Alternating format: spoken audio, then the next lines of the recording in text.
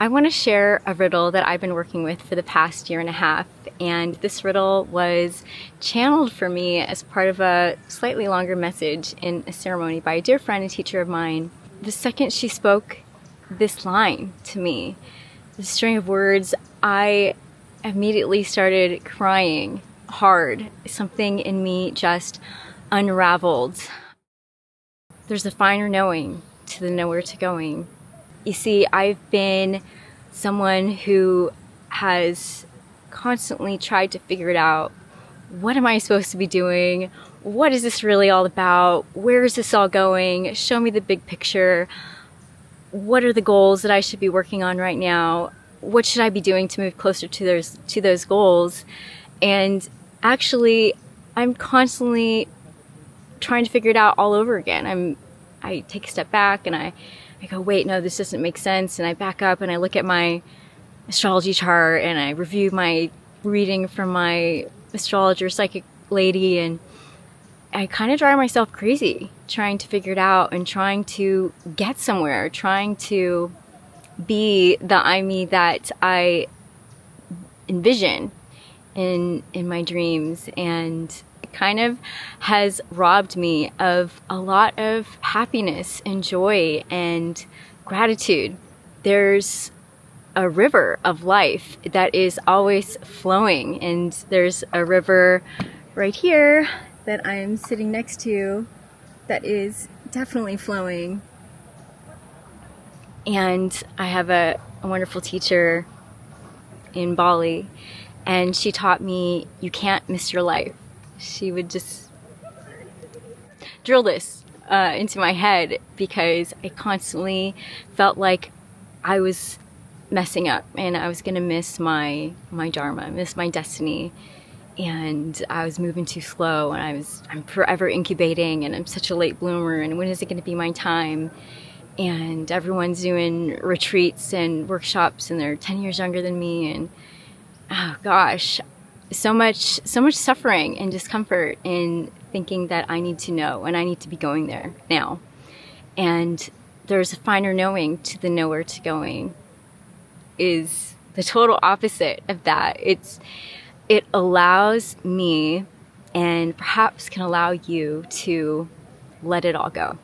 Let go of the need to know, let go of the need to get there, let go of the need to constantly be chasing after goals and this version of ourselves, and feeling bad if we don't do the little things that day or that week that we think will get us there, because it's all a freaking cosmic joke. It really is. Our place of power is right here and right now in this present moment. Our place of power to create and to cycle gratitude and joy and light and love in this world is right here where we sit. And going back to the river, imagine there's this house anchored in the middle of the river, and the river is coming straight to your doorstep. And this is like life. We can let life flow to us. We can be home to receive what opportunities come our way, and we can really relax and let the river flow. There's a Substack that I follow by Elizabeth Gilbert, and she's talking about goals, and what she does with her community is she invites them to write a letter from love to themselves in the morning, and it's kind of like a channeled writing practice. And the prompt for that week was to write a letter to love. Dear love, what would you have me know about goals? And her higher self in this letter wrote something like, my darling, goals are great, and you can definitely have a lot of goals, but most of those goals are not gonna see the light of day. Most of those goals are not gonna come to fruition. If all of your goals came true, you would still be with your first partner.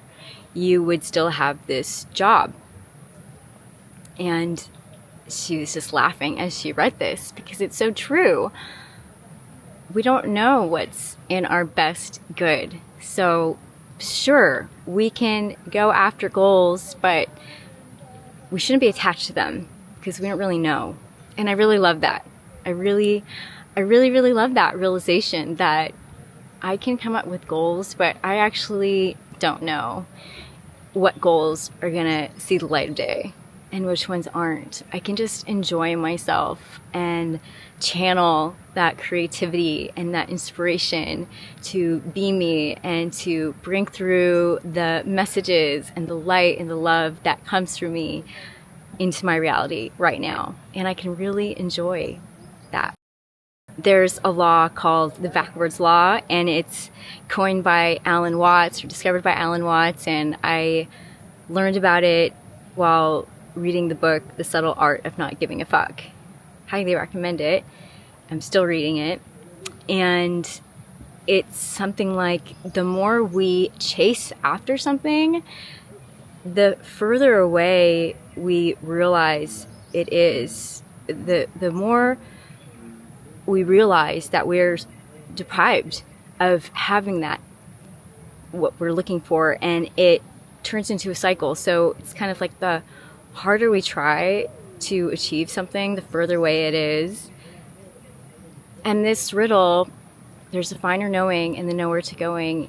It's kind of giving permission to not know, to not try, to not drive myself crazy and trying to figure it all out. And I think that it's really touched me, and I hope that it can touch you too.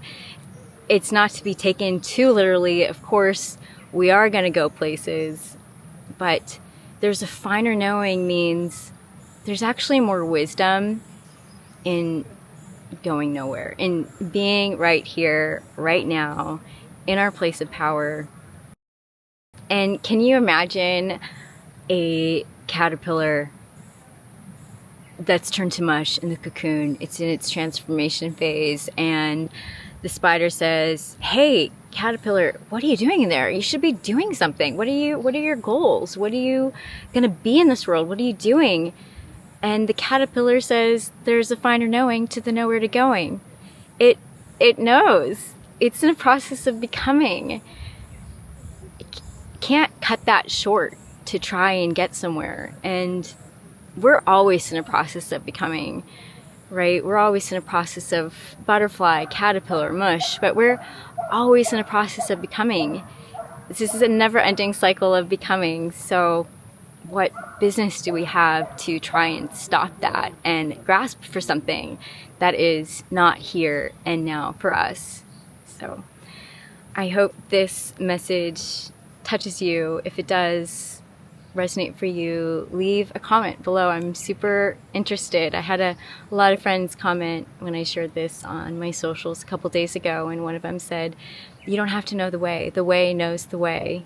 And gosh, my friends are so wise. Yeah, I think it's a real key to unraveling the internalized capitalism that so many of us Westerners have inside of us as well. So thank you for being here with me today, and I send you so much love. Bye for now.